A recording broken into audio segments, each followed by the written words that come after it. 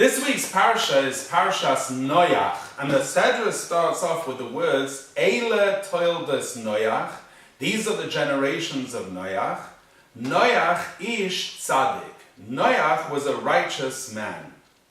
Now that's a very, very interesting way to start the Sedra, because if it says, Eile toildes Noach, these are the children of Noach, then immediately the Torah should have told us who are the children, as in fact the Torah does detail in the next verse. It says, and the children of Noach were Shem, Cham, and Yafes. Why does the Torah interrupt itself, so to speak, and say, Eila told us Noach, these are the generation of Noach, and insert almost in parenthesis that Noach was a tzaddik? Rashi thinks about this question, and he gives the following answer. Rashi, in fact, gives two explanations. One explanation is that Hoyel v'Hiskiroi, since the Torah has mentioned Noach, Siper b'Shvachai, it goes and tells us the praise of Noach. As the verse says in Mishlei, in Proverbs, Zeicher Tzadik Livracha, that when you mention a tzaddik, it's for a blessing. So rather like today, for example, when we mention a great person who has passed on from this world, we say, Zeicher Tzadik Livracha, may his memory be for a blessing. Similarly, the Torah says, Eila told us, Noach, these are the generations of Noach. Oh, Noach was a tzaddik. And then it goes on to tell us who his children were. That's one explanation which Rashi brings. Rashi brings a second explanation. That is that Iker told us, Seim shal tzadikim masim tovim, that the main offspring of the righteous are their good deeds. What is difficult about Rashi's first explanation is that, in fact, the Torah has already mentioned Noach at the end of the Sefer of the Sedra of Bereshis. In fact, at the end of the Sedra of Bereshis, we're told about the birth of Noach and how Noach brought comfort to the world. And he was seen as the only person in the world who in fact was righteous. And the fact that he found favor in the eyes of God, and that God was going to save him from the destruction of the earth through the flood. So, the first time that the Torah mentions Noach, it doesn't say, Zeicher Tzadik Livrocha, oh, Noach was a tzaddik. How come here, at the beginning of the parsha of Noach, does the Torah digress for a minute and say Noach was a tzaddik? What is the explanation? There is a beautiful Gemara in Erchin, Daf Tef Zvav Amud Beis, page 15b. The Gemara says over there, and it's talking about Lashon Hara, about slandering others, that Lashon Hara hiregas shloisha. Lashon Hara kills 3 people. It kills the person who is saying the Lashon Hara. It kills the person about whom the Lashon Hara is being said. And it kills the person who is listening to the Lashon Hara.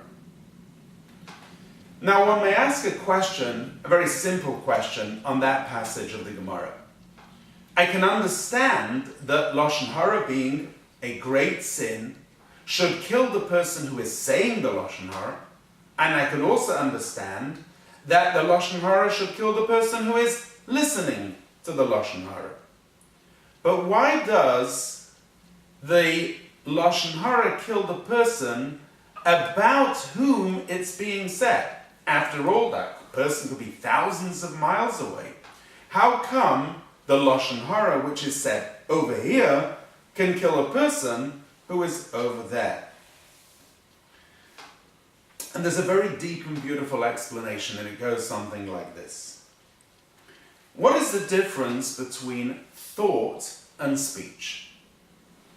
When a person says something, they reveal that which was in their thoughts.